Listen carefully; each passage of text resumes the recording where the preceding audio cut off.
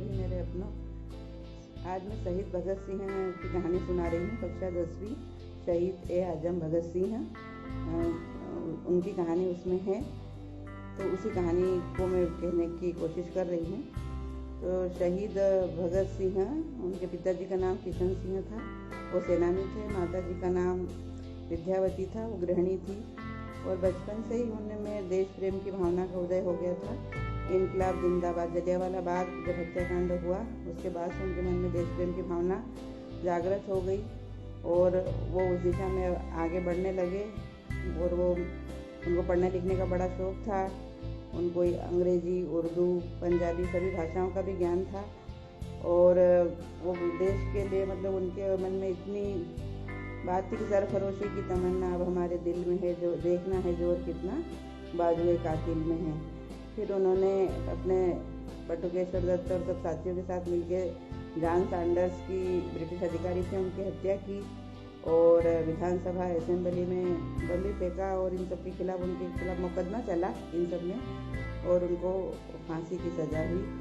और वो जेल में 1 वर्ष और 350 दिन रहे, लेकिन उनका वजन वहाँ बढ़ गया था। और उस समय मतलब जब उनको फांसी की तारीख उनकी मुकर्रर की 24 मार्च है, लेकिन बाहर की जो जनता थी, हमारे भारत देश की जनता, वो मतलब कि अंग्रेज़ों को दंगा होने की संभावना लगी कि कुछ भी बुरा हो सकता है, तो उन्होंने तय समय के 11 घंटे पहले ही उनकी फांसी कर दी।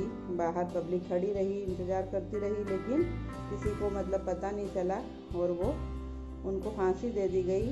मतलब भगत सिंह, सुखदेव, राजगुरु, उनको जब उनको फांसी के लिए बुलाया तो वो लेनिन की किताब पढ़ रहे थे। तो उन्होंने फांसी के बुलाव वालों को बोला कि अभी चलता हूँ, अभी एक क्रांतिकारी दूसरे क्रांतिकारी से तो मिल तो ले। और इस तरह से उनके चेहरे पे हंसी थी, देश के लिए मरने का जज्बा था। और उन्होंने मजिस्ट्रेट को भी बोला कि तुम भी मतलब क्या याद रखोगे कि तुम्हारा ऐसे भारतवर्ष में ऐसे क्रांतिकारी से पाला पड़ा जो देश के लिए ऐसा हंसते हंसते बनने जा रहा हो। और इनकलाब जिंदाबाद के उन्होंने खूब नारे लगाए और फिर वो फांसी उनको मतलब 11 घंटे पहले ही दे दी। और फिर उसके बाद उनकी लाशों को 11 बजे मतलब रात को उन्होंने मतलब सतलुज नदी के किनारे वहाँ पर पास में ले गए और उनको मतलब बोरियों में भर के ले गए। उनकी लाशों को काट के बोरियों में भर के ले गए, उनको जलाने लगे। तो गांव के मतलब कुछ लोगों ने देखा और वो दौड़ के वहाँ पर गए और सब भीड़ इकट्ठा हो गई। तब वो अंग्रेज़ों की गाड़ी वहाँ से भाग खड़ी हुई और वो उन्होंने फिर सब गांव वालों ने सब लाश को इकट्ठा किया और फिर उनको मतलब विधिवत उनका अग्नि संस्कार हुआ। तो अब ये तो शहीद भगत सिंह की बात हो गई कि शहीदों की चिताओं पर लगेंगे हर बरस मेले, वतन पे मरने वालों का यही बाकी निशा होगा। तो हम मतलब उनकी क्रांति की, उनकी आज़ादी की, उनके दिल के मन में भावना, युवावस्था, उनकी सगाई भी हो गई थी और मन में देश प्रेम का कितना जज्बा रहा होगा जब उन्होंने मतलब कि अपने प्राणों की आहुति दी। नहीं तो युवावस्था में कितने सपने तैरते हैं, कितने मन होते हैं, लेकिन उन सब की परवाह नहीं की। आज भी जब हम उनके घटनाक्रम को पढ़ते हैं तो हमारे दिल में एक दर्द होता है। तो ये शहीद भगत सिंह को 24 मार्च को मतलब 24 मार्च 1931 को उनको फांसी दे दी गई। और इस तरह से दिल से निकलेगी न मरकर भी वतन की उल्फत, मेरी मिट्टी से भी मतलब मेरी मिट्टी से भी मेरी मिट्टी की वतन की खुशबू आएगी। तो इस तरह से वो तो अमर हो गए। लेकिन आज के परिप्रेक्ष्य में मैं अपनी बात इसलिए कहना चाह रही हूँ कि जो हमारे ये कोरोना वॉरियर्स हैं, चाहे वो किसी भी मतलब डॉक्टर हों, नर्सेज हों, स्वास्थ्य कर्मी हों, पुलिस हों, जवान हों और जो भी हैं, सब ये सब जो भी कोरोना वॉरियर्स हैं, उन सबको हम तहे दिल से नमन करते हैं। और हमने मतलब पुरानी बातें पढ़ी है, हमने देखी नहीं, लेकिन ये हमारे आंखों देखा इतिहास हो जाएगा। आज की हमारी युवा पीढ़ी है वो भी जान जाएगी कि हमारे देश में अभी भी मतलब ऐसे काम करने वालों का जज्बा थमा नहीं है और वो कर रहे हैं। और कुछ असामाजिक तत्व है। अब देखो, 2 तरह के व्यक्ति होते हैं, एक अच्छा व्यक्ति और एक बुरा व्यक्ति। हम उसको किसी भी जाति धर्म से नहीं जोड़े और सोचें कि जो अच्छे हैं वो अच्छा काम कर रहे हैं, जो बुरे हैं वो बुरा काम कर रहे हैं। उनका जाति धर्म कुछ भी हो सकता है, उनको पता ही नहीं है।